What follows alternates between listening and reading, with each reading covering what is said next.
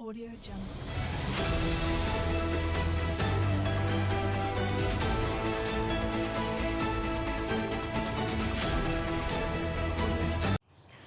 नमस्कार, आप देख रहे हैं लाइव टीवी न्यूज 24/7 सच्चाई के साथ।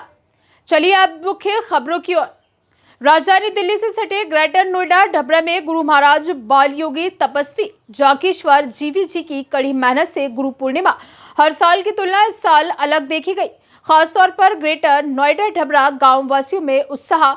उमंग सीआर वर्मा जी के नेतृत्व में। आइए देखें पूरी रिपोर्ट।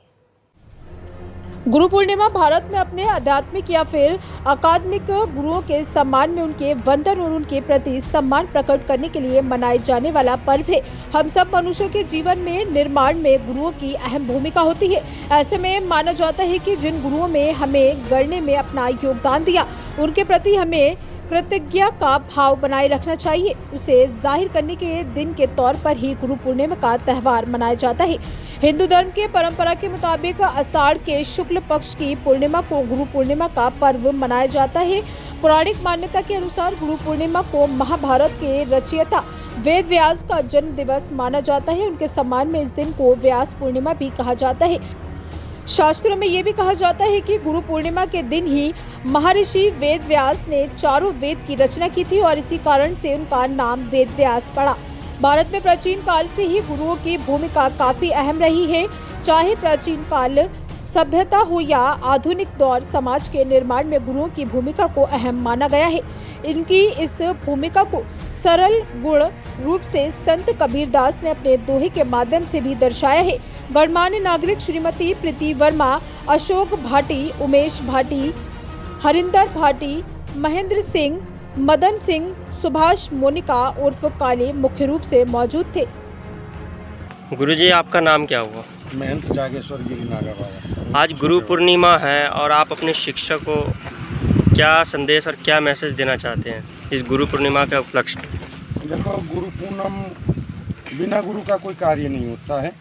इसीलिए देवताओं का भी गुरु बनाए, राक्षसों का भी गुरु बनाए, सबकी बिना गुरु के कोई कार्य सिद्ध नहीं होता। इसीलिए मैं सेवकों को और अपने भक्त गणों को यही कहूँगा कि बेटा, सबसे पहले गुरु तो वही है, अपने अंदर जो छुपा हुआ ज्ञान है, क्या उस ज्ञान के जरिए से आप अपनी उजागर करो।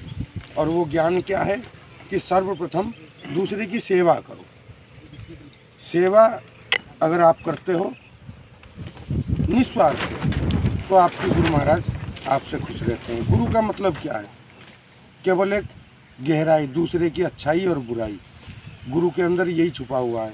कोई तो बुराई के लिए गुरु बनाता है और कोई अच्छाई के लिए गुरु बनाता है। शिक्षकों का क्या काम होता है गुरु के लिए?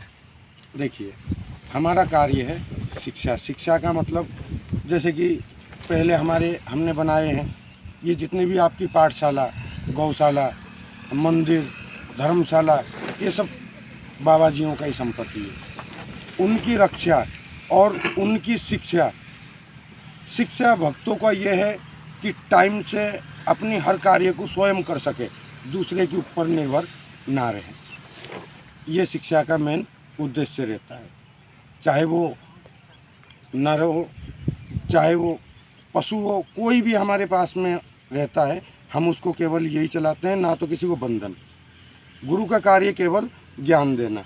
आप किसी भी कार्य से पूछ सकते हो, आपको जो परेशानी है